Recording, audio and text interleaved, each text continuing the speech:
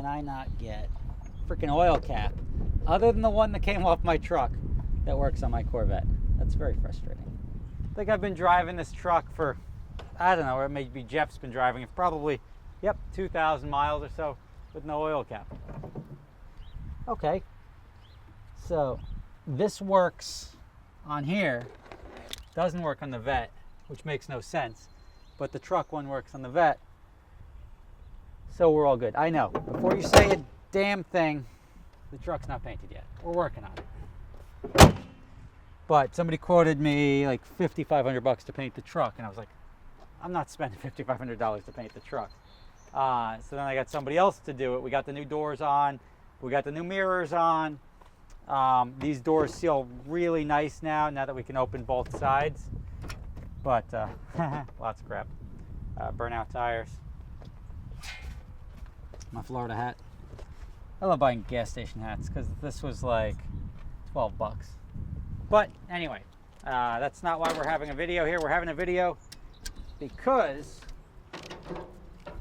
I'm going to take the Vette off, and I'm going to take it for a rip now. We're going to play around with it. I want to get a couple of miles on it. Today is probably a good day to rip the rest of this vinyl off because it's 70 degrees right now. But we'll, in February, 70 degrees in February in New York, that's not normal. But we'll get it out there. I'll take it for a ride, make sure all is good. Still try to data log because I'm going to switch the turbo over to the Garrett turbo. And I'd like to see the difference between the Garrett turbo and the Precision turbo. I mean, you're talking like 8 years of turbo technology. The Garrett turbo is a little bit smaller. It's a 4mm smaller turbo but it should be significantly better at spooling up and whatnot. But we shall see very soon. So the only thing we've actually changed is I got a new starter. Jeff said the starter was bad, so whatever, got it. A new starter, and that's the only thing that's changed in the Corvette since Project Car Challenge, Florida.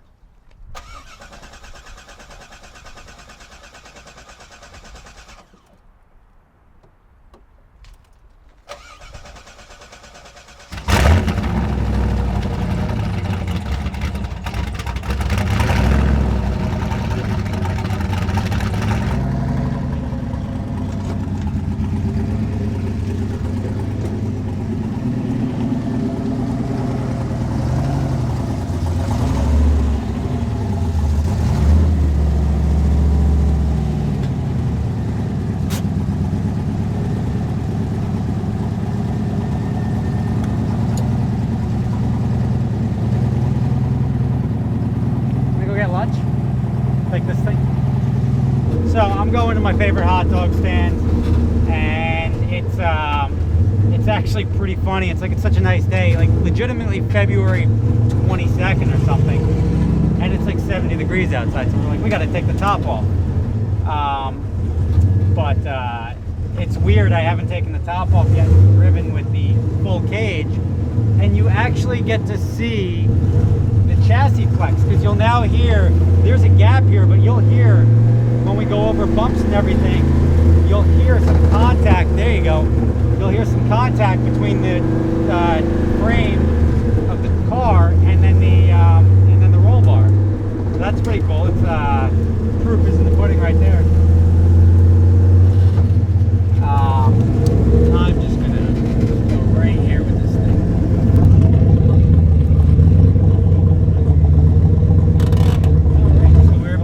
Lunch, no misfires, no fires. Now let's get some hot dogs.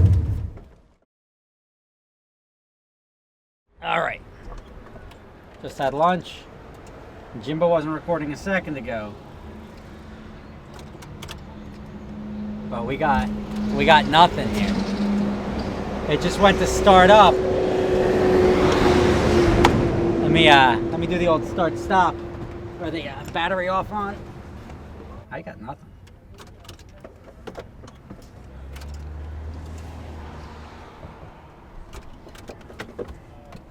Call Joffrey. All right, Jimbo. Had a fantastic hot dog here. Sauerkraut, French fries, water. Went to start the car. Guess what? Didn't start. Now at least it's not 3 degrees outside, but it went to crank over real quick. I just, as I said earlier, swap the starter in this thing, because Jeff said the starter was bad. I think not. I think the starter may not have been bad. I don't hear the fuel pumps coming on, and I don't hear, and it's not even trying to crank over. So what it could be, I had a couple of these extra mini relays for the ignition, which is here. It could be that, it could be something else. The only fuse that was actually blown in here was no 2 sensor, but that's, I don't even know if I use those anymore. But I tried all the quick fixes, and it looks like what we're going to end up doing is take an Uber out of here and come get this later. And then we'll have to figure out what's actually wrong with it. It's little things, and I'm leaning towards maybe, and it can't be a tuning issue, it's definitely something if the fuel pumps aren't turning on. I don't know, hinky. We'll find out pretty soon, and then we can just drive it to lunch without worrying about having to tow it home, you know? That wasn't in the back of my head today. I was like, oh, let's go take it out for a drive because there's nothing wrong with it. Then guess what? Project car, something's wrong with it. Tools. All right. Feel free to operate under the assumption that I'm a pretty busy guy and I don't really have time to play with cars that break when we go get lunch. And on top of that, then I'm like, oh, at least I have my truck. I'll come back and get my truck. But no, my truck winch isn't really wired up, so that's sort of a pain in the ass. So let's see what we can do here. And it's not really the most convenient place to tow a car out of. So I got a fast car that sometimes works. That's not cool. I like to think about the fact that my Corvette may or may not be on par with my 488 performance-wise. And the 488 I can just go and drive and has air conditioning. Sort of a, I mean, I do enjoy it, but it's really chaps my ass sometimes. That's gonna turn black and blue. Yes, sir. Need jumper cables. I don't think so, but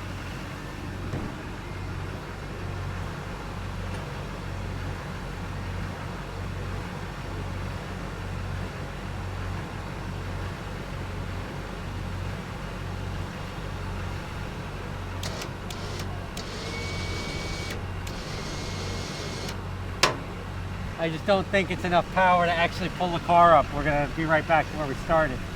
All right, let's get in the truck, let's go to AutoZone, get a pair of jumper cables and be done with this. I think I can get in there, but I think it's just a little too busy to try to get in there right now. Let me get up.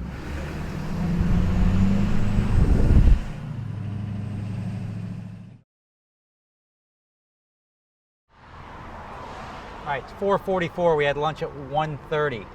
And this car has essentially completely ruined my day. I almost bought that blue M3 way back when.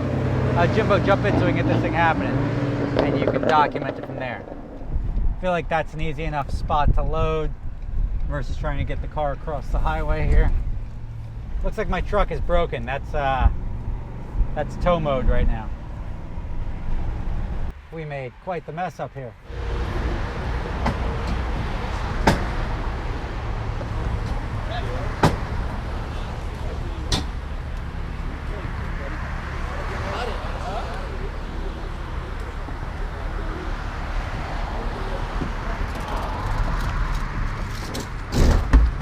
Woo!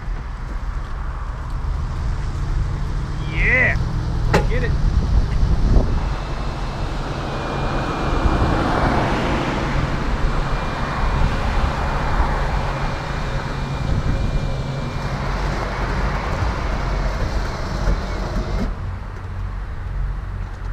You know, just living the dream. Using my G-Force racing gear ratchet straps to finish her off. I've got 3 straps on it, which is fine. Pulling it against itself. I've got gloves here, but I don't want to get them dirty, so you know.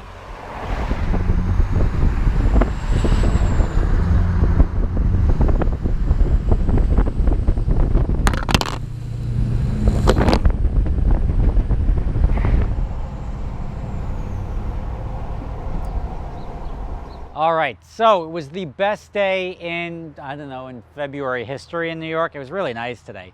However, my Corvette ruined it for me. And I want to be upset, and I am a little upset because I had so much shit to do, but it's the first time it's ever broken down and like left me stuck somewhere. So I really can't be annoyed by that. And there is some weird underlying issue that we have to trace. It wasn't data logging.